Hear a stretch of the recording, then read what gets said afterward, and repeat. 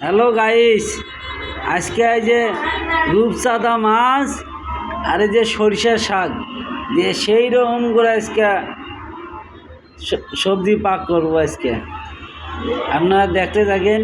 প্রথমে শাক কুচি কুচি করে বাটতে হবে।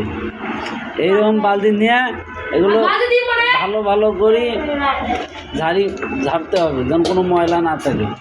এইটা ব্যানার দিয়ে গুঁড়ো করতে হবে। গুঁড়ো করে তারপর এই মাছের সাথে মিক্সচার করে আর রান্না করতে হবে, তাইলে সেই মজা হবে। ওই ট্যাংরা মাছগুলো কই দাও তো।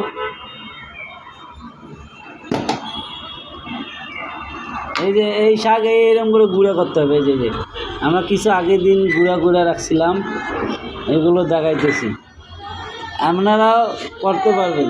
এই সরিষার শাক ভালো